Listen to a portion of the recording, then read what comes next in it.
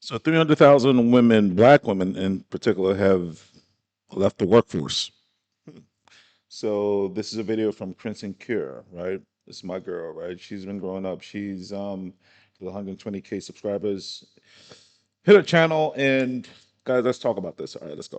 Black women have left the workforce. The federal government is the largest employer of black women, which is ironic. But massive agency layoffs and the dismantling of DEI programs wiped out opportunities and support systems. Combined with rising costs, childcare struggles, and student debt, many were pushed out of the jobs that sustained them. Fallout, a 2% drop in labor participation among black women, costing the economy billions and hitting black households the hardest. According to The Week, between spring and August of 2025, about 300,000 black women exited or were pushed out of the U.S. workforce. Experts attribute this rapid decline to federal layoffs, DEI rollbacks, and structural inequities, especially in public sector jobs where black women are heavily represented. The drop is said to have cost the economy over $37 billion in GDP. Now, my purpose of pointing these things out is not to gloat, not to rub nothing in nobody's face. Losing your job, regardless of the reason why you lose your job, is devastating for many people. Many people, no matter who they are or what they are doing or whether they're male or female, are living paycheck to paycheck. And, losing your job can be a very devastating thing, especially if you can't recover.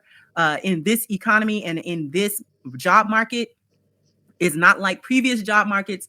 It's very, very, very difficult to recover regardless of your qualifications, regardless of the sector that you are in. Very difficult to recover jobs. Before she goes on, ask you guys a question. What did God say about job security? What did he say? Hmm? Y'all dumb motherfuckers will just not listen to God, will you? Because you think you got everything so figured out, especially you women. Oh, really? What specifically did God say about job security? Most of y'all don't even know. Because I don't care if you're not a Christian, whatever. This ain't one of them things, bruh. We ain't talking about that. I just asked you a simple question. What did the Bible say, or specifically, what did God say about job security? What did he say? Or what does Solomon, the smartest man who ever walked the face of the earth, the richest man who ever walked the face of the earth, what did he say about job security? Real simple. You have multiple jobs because you never know whether this one or that one or both alike will prosper. Didn't he say that? Talk back to me. He said that. But most people, you only have one job. Listen, I'm gonna tell you. I'm gonna let this video play in a second, but watch this. If you guys knew how many streams of income I have, you would be outstanding. You would be astounded. I have about, last I checked, I have about 13. 13. I have a 9 to 5. I have 12 other streams of income. And YouTube is about to be number 14. I'm about to be monetized in probably a couple of weeks.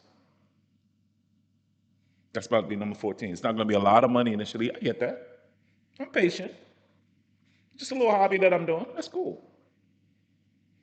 But I keep trying to tell you guys, the best way to be secure is to read the Bible. What does it say? The Bible give you game, dog. The best time to start a business, a side hustle, is when you have a job. That's when you do it. It's when you have a job. Don't depend on that job.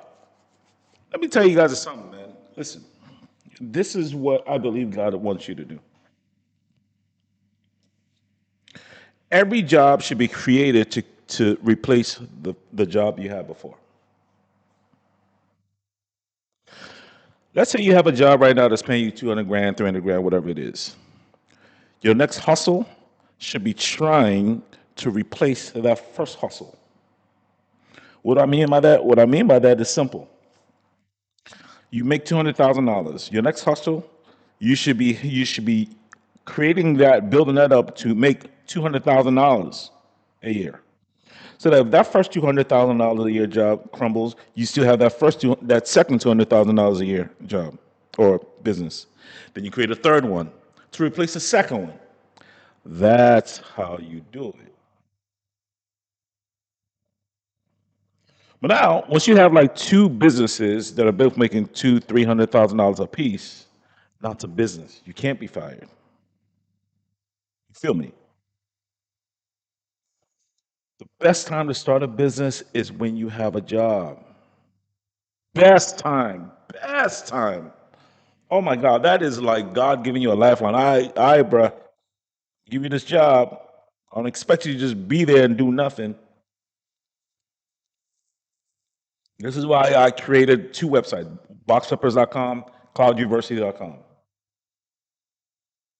I'm about to start marketing the hell out of those two things right there. Because I got to talk it like I walk it. I got to walk it like I talk it. Right?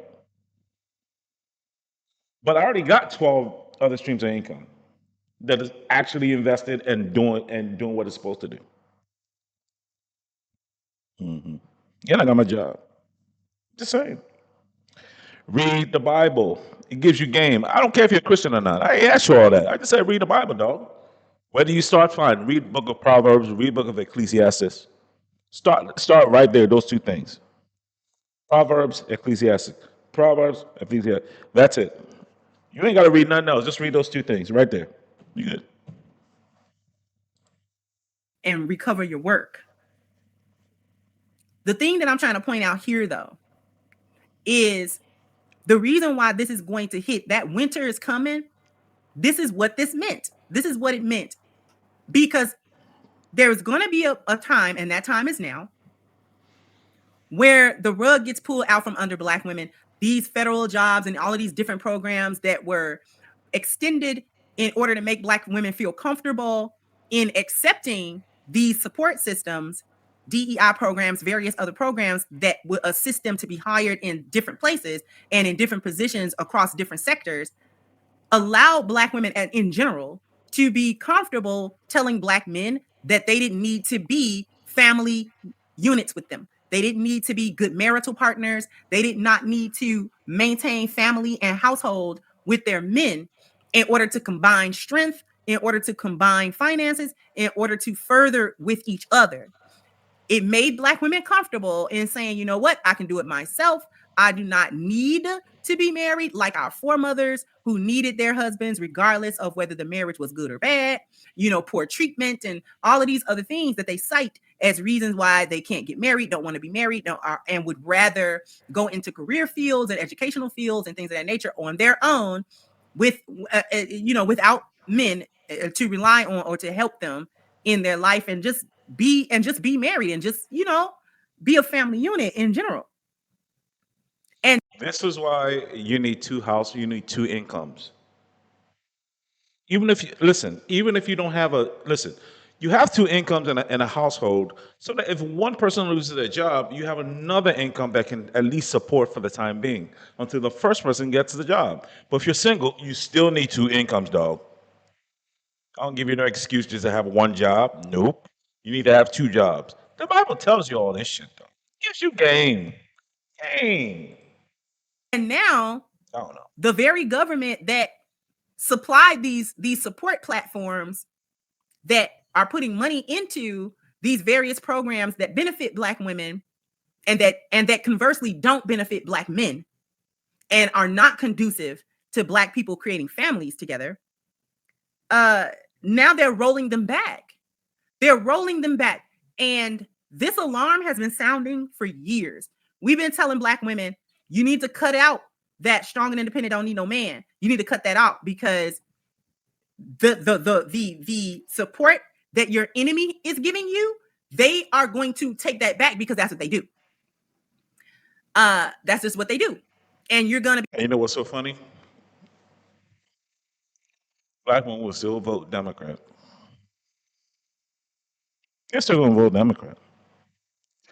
And ladies, don't be trying to blame Trump for all this. No, this ain't got nothing to do with Trump. It just has to do with fiscal responsibility. We America is broke.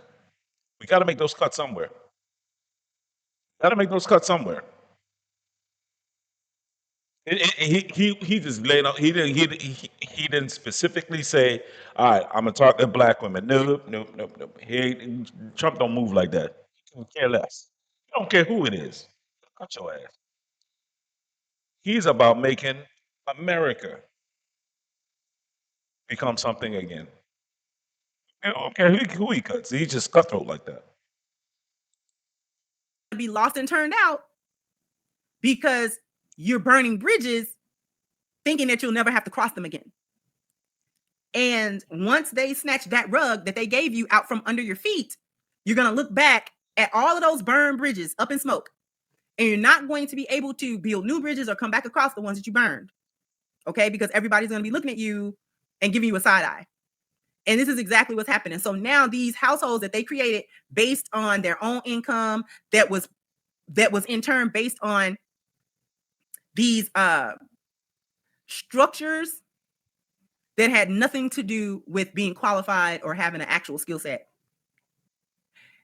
And I don't want people to misconstrue when I say not have an actual skill set and things of that nature. It's not that I think 300,000 Black women were just sitting, taking up space somewhere without zero qualifications for doing what they were doing. That's not actually what I think.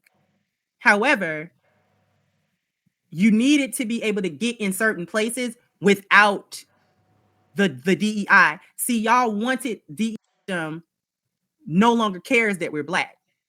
They don't care about the end. All right, she's going off into a tangent and whatnot. I don't care about all that black stuff, whatever. It doesn't matter to me, right?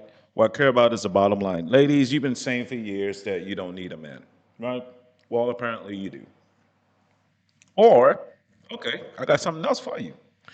You've been saying for years that you don't need a man. Okay, cool. It's time to prove it. Yep, it's time for you to prove it. Mhm. Trump has fired you. You no longer have a job. You don't need a man, right? Cool. Start a business.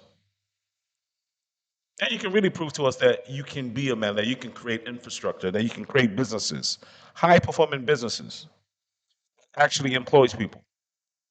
People. I didn't say you, people. That's time for you to prove it, ladies. And you're on the clock. Why? Because guess what? Your rent's due. And no, you cannot revert to OnlyFans. No, no, that doesn't count as a business. No, no, no, that's not what we're talking about. We want you to create an actual business that employs people, create services that has nothing to do with sexuality. It's intellectual property, it's physical products, software products, not your images, not your likeness, none of that. Ladies, you've been saying for years, we don't need a man. Cool. Here, it's time for you to get to work. It's time for you to actually prove it. No handouts, no nothing. I am 1000% for feminism. Yep, sure am. Yep, sure am. I will stand by you, ladies, till the end. Yep, I stand by you. I'll stand by you. I'll stand by you. Oh, yeah, I sure would. Hmm. You got to prove that you're a man, just like us. Yep, sure do. Prove to it that you can actually be a functioning human being without the government or without men, like you've been saying for years. Now we're going to see what you're made of. Guys, let me know what you think. Hit the like, hit the subscribe. We talk about divorce matters. Why? Because divorce actually matters. Peace.